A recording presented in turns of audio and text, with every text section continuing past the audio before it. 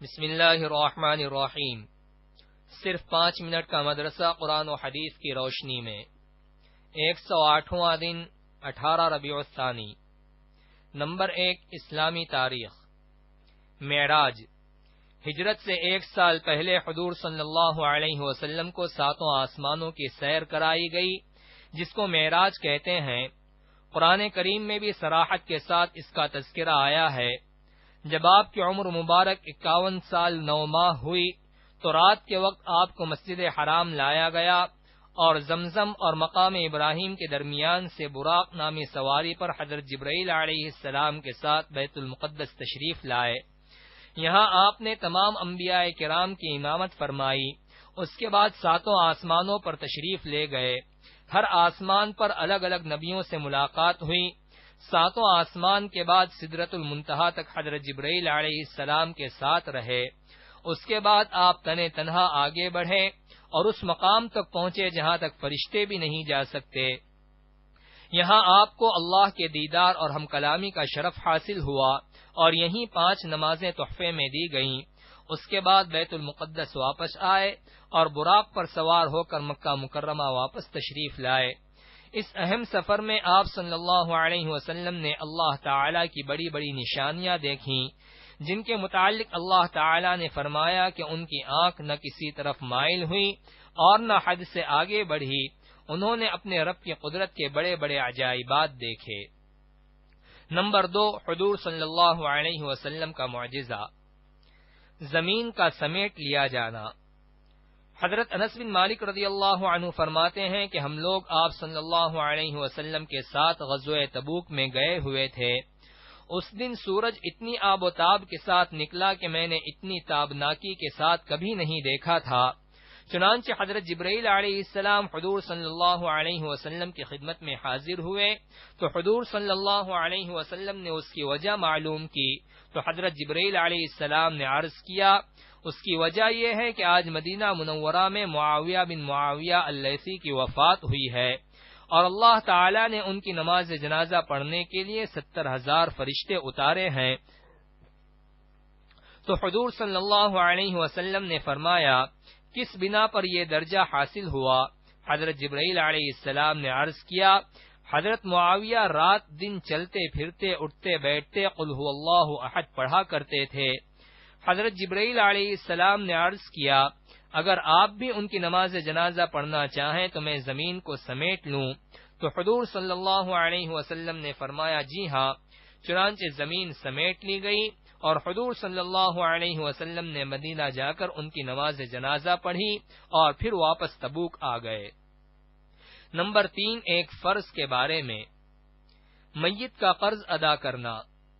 حضرت علی رضی اللہ عنہ فرماتے ہیں کہ رسول اللہ صلی اللہ علیہ وسلم نے قرض کو وصیت سے پہلے ادا کروایا، حالانکہ تم لوگ قرآن پاک میں وصیت کا تذکرہ قرض سے پہلے پڑھتے ہو۔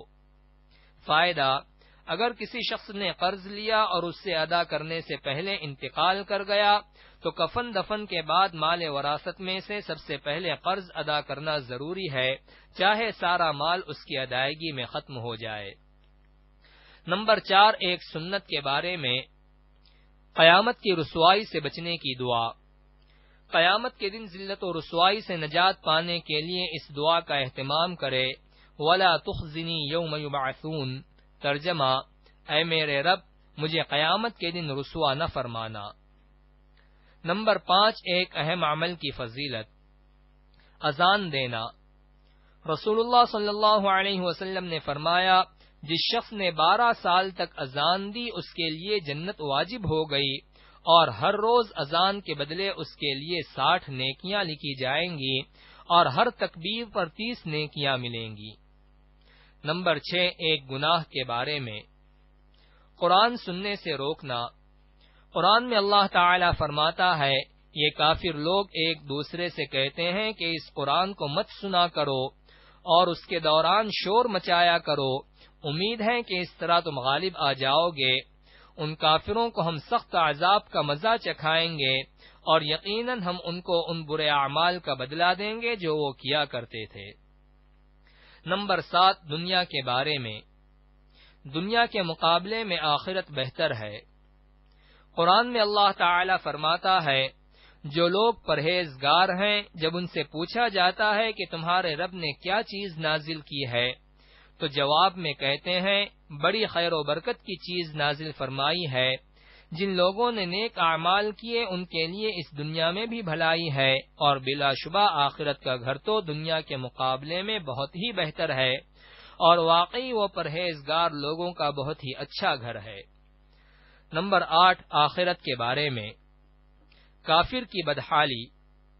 رسول اللہ صلی اللہ علیہ وسلم نے فرمایا قیامت کے دن کافر اپنے پسینے میں ڈوب جائے گا یہاں تک کہ وہ پکار اٹھے گا، اے میرے پروردگار جہنم میں ڈال کر مجھے اس عذاب سے نجات دے دیجیے۔ نمبر 9 طب نبوی سے علاج۔ بخار کا علاج۔ رسول اللہ صلی اللہ علیہ وسلم نے فرمایا جسے بخار آ جائے تو وہ 3 دن غسل کے وقت یہ دعا پڑھے تو اسے شفا حاصل ہوگی، بسم اللہ اللہم انما اغتسلت رجاء شفائک و تصدیق نبیک محمد صلی اللہ علیہ وسلم۔ ترجمہ، اے اللہ میں نے تیرے نام سے غسل کیا شفا کی امید کرتے ہوئے اور تیرے نبی صلی اللہ علیہ وسلم کی تصدیق کرتے ہوئے۔ نمبر 10 نبی صلی اللہ علیہ وسلم کی نصیحت۔ رسول اللہ صلی اللہ علیہ وسلم نے فرمایا رحمان یعنی اللہ کی عبادت کرو اور کھانا کھلایا کرو اور سلام کو عام کرو، یعنی ہر مسلمان کو سلام کرو خواہ اس سے جان پہچان ہو یا نہ ہو، تم جنت میں سلامتی کے ساتھ داخل ہو جاؤ گے۔